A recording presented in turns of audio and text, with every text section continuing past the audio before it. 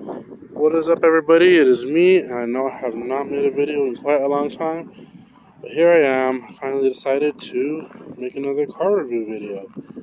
So what I have here is a 1998 Mitsubishi Mirage, and this one specifically is a DE.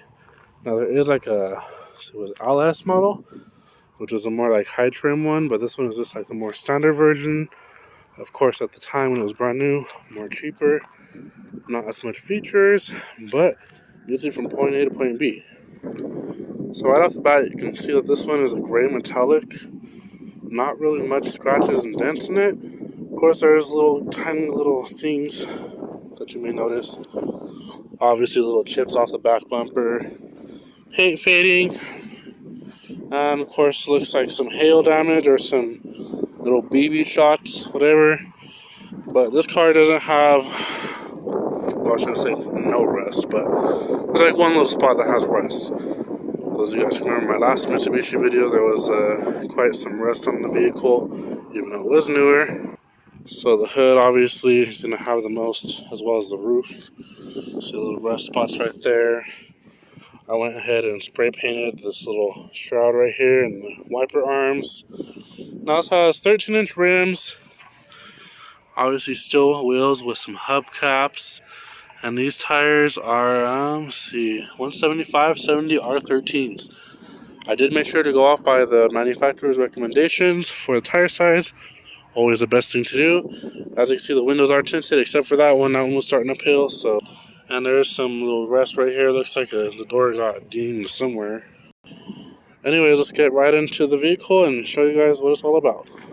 So this vehicle does not come equipped with keyless remote entry. It just has a standard key. And obviously this is a aftermarket key. Now this car is old, like I said. Obviously there was some felt here at one point, but looks like it got torn off. I bought this car used from a good friend of mine. Obviously in the 90s, everything was just pretty straightforward, nothing all crazy like the cars nowadays. See right here, you got your climate controls, heater, colder, rear defrost, AC, recirculation control, fan speed, and your what do you call that? Temperature zone or whatever. Hazard switches right here. You can close your air vents with this little thing. Obviously, adjust them up and down, stuff like that. And me, I like my air fresheners. I did put this aftermarket radio in here. It's a JVC. Speakers could be redone. Like this one up here doesn't work. Don't mind the mess on the floor. Ashtray. Obviously, I keep changing. Power outlet works. Got a pull-out cup holder, just like that. Pretty nifty. Little storage area down here. Pretty straightforward button and shift knob. Little sticker fell in there. I can have to pull it out, but little coin holder, emergency brake, some more storage right here. And obviously got little armrests. I have my work gloves in there. Now I did have to replace this airbag. Same thing as the old Mitsubishi. I had to replace it because the horn would not stop blaring if you put the fuse in. So I replaced this. The horn works now. I didn't change this horn because I decided to just keep it the way it is because you really don't want to mess with the electrical too much. Alright, now up here you got your headlight switch, multi-function lever, you should call it. You got your headlights, turn signals, brights. Up here on the other side, you got your wiper controls. First down is your intermit, whatever you call it. And then like a fast speed and then the fastest. And then pull it towards you to spray the washer fluid. Now right here at the lower left of the column, you have your brightness control lever or knob for your gauge cluster and all that stuff, and some same thing vents over here, a little storage. And I really don't see the point with that, but mirrors are pretty much the same thing, same deal as the other one. You get this little knob right here that you just move to control the mirrors. Nothing too fancy. Like I said, this one's a DE, so it doesn't have automatic locks. Everything's manual windows, transmission's automatic. Like I said though, since it's not electric, you don't have to worry about like motors going out in the windows and stuff. I put this nice steering wheel cover on here, get some good grip. I'll go ahead and start it up and stuff after we show you a little bit more of the interior. So you got a pretty nice deep glove box in there, and I got some nonsense in there. And then your rear view mirror, pretty straightforward, and a little switch down here to like lower the brightness from cars behind you. Vanity mirrors. pretty straightforward. You got a little strap right here to hold whatever, and then you just pull this tab down, pull this down to review your mirror. Don't mind my haircut. Everything's just pretty basic about this car, but it runs good though. Those of you guys who know, a lot of the older cars, the gas gauge won't turn off with the vehicle; it just stays the way it is. So it looks like we have about 183,000 miles, 325. Not bad for 1998. As my 2010 has about almost the same miles. Pretty bad here, I know. But the check engine light is on. Car starts right up. It's a really good running car. The check engine light is on because it needs a new throttle position sensor, or so the computer says it does anyways. The blinkers didn't work when I got this. I did fix them. Luckily, it was just a flasher relay. We're going to go ahead and turn these lights on, turn the brights off, hazards on, and we'll go check out those lights. Alright, so you can see those blinkers in there, as well as the parking lamps. Now the headlights I did replace with the LED lights, not the same ones as I did in the other car. These ones are actually Sylvania brands. I did restore this headlight with the little polisher kit. And as you can see, that little light housing is cracked because I tried to let my brother park the car, and yeah, that's what happened. Now coming off to the back side, you got some side marker lamps right here on the rear bumper on each side of the tail lamps. And that shouldn't be dirty like that. But as you can see, these have a different style than like the newer Mirages, because I didn't even notice that, but like when I looked at pictures of the old car, like the lights had a little different design back here. Obviously the older car has more of a basic, you know, that's your turn signal, your brake light, your running light, and your reverse light, and then the reflector, your little badge for the model, submodel, keyhole for the trunk, Mirage emblem. Was sold by a dealership at one point. Same thing on the other side, little side marker lamp. And you got your third brake light right in the back of the window. Now this car is pretty much just like the other Mitsubishi. And this little lever right here controls the seat to go forward and backwards. This is for your lumbar support, and you got a little lever right there to control the backrest. Down here you got your little levers for your trunk release and your fuel door release because it is locked. Now the AC doesn't work on this car. It needs a new line. Hopefully that's just all it needs. You never know. But heater works great. Replace the thermostat.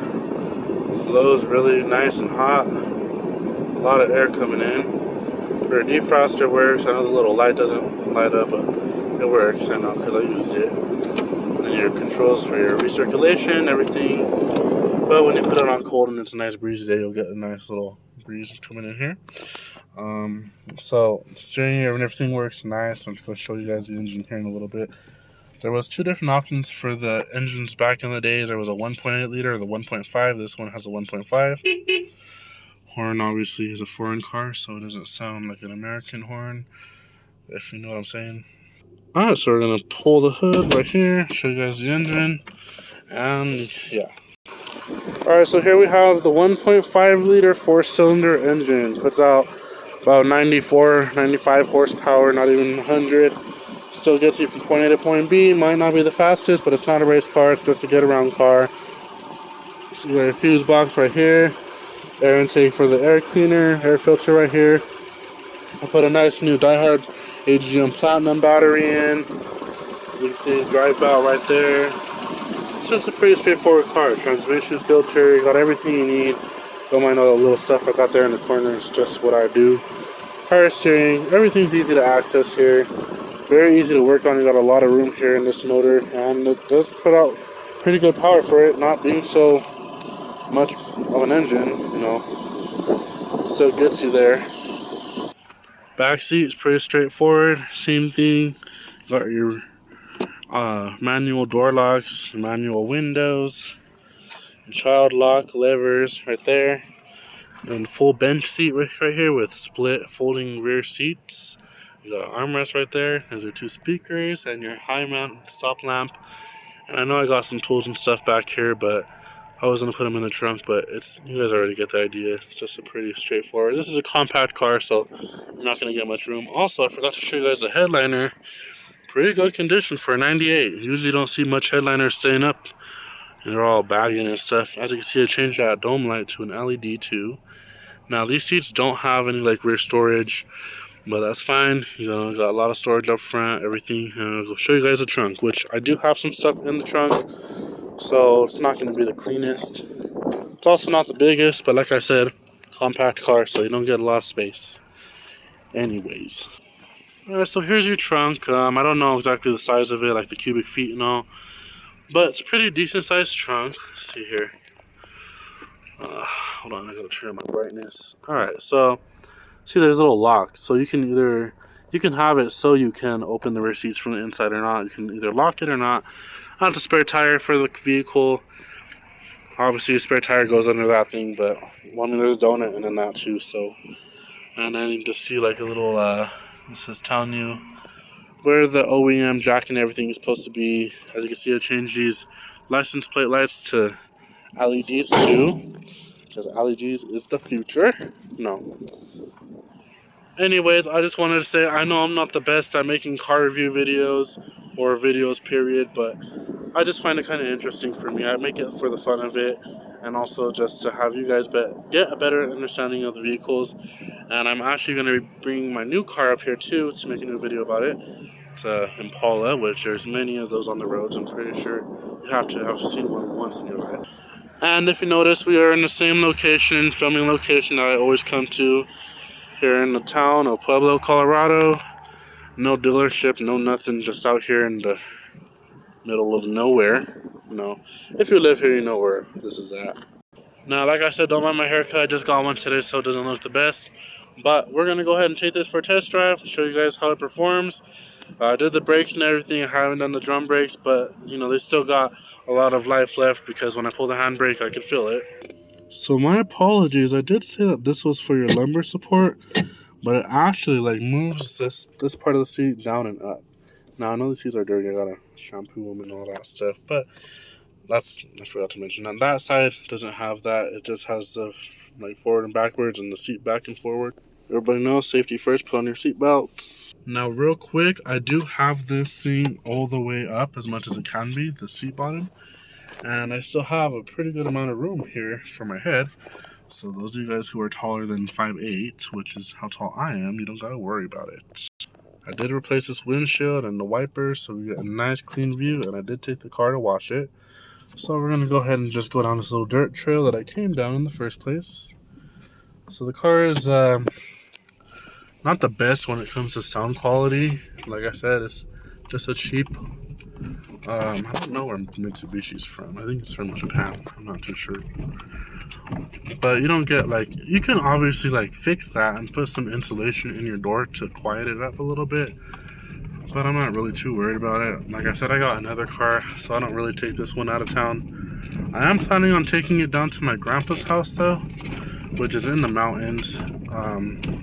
Because it's like, you know, if I take my newer car, I don't really want to take it on the dirt roads and stuff, but I still do anyways. But anyways, so just obviously watch out for the big bumps. It is a little rattly in here because my tools, as well as this weather strip, just getting old. But I did get the tires. My tires are nice. Could use some new ones here pretty soon. Tires are balanced. Tires and everything the wheels are good. So I ensure a nice smooth ride here. Let me just try to, there we go. So it does kind of hurt holding my arm while I'm trying to record. So I gotta switch to the left and the right. Like I said, I like this steering wheel cover because it has a lot of grip in it. You know, especially when you're taking them right and left turns. And sometimes the steering tends to be a little tight. Which this steering is not that bad. It's pretty nice and smooth. Now, I guess some of these cars don't come with power steering. Thankfully, this one did. But like I said, I'm planning on fixing the AC on this. Shouldn't be that hard. I already took the old hose off because it snapped. Because when you don't know how to tow a car properly, you kind of freak things up a little bit. So yes, I know it looks like I'm driving through a landfill, but you know, Pueblo is just a little bad in this area anyways with trash. And here we go, we're going down this scary looking hill here, but that's fine, just gotta know what you're doing. And we are coming back onto the normal roads now, so show you guys how it performs on the normal road. Here we go, nice. I'm back into this little Nice neighborhood here. We'll go ahead and once we get to the busy road, I'll show you guys how it does in accelerating. And this thing is really good on gas for it being a little 4-cylinder. You know, like I said, I did the thermostat and everything, so it gets up to temperature, and the heater gets nice and hot. So, and the only warning light you got on is your check engine. Oh, I also forgot to mention, this doesn't have ABS or traction control, which is expected for it not being the best top of the line model, but you know, it gets the job done. Alright, here we are, pulling up to the busy road. Show you guys the acceleration, which I'm going to floor it.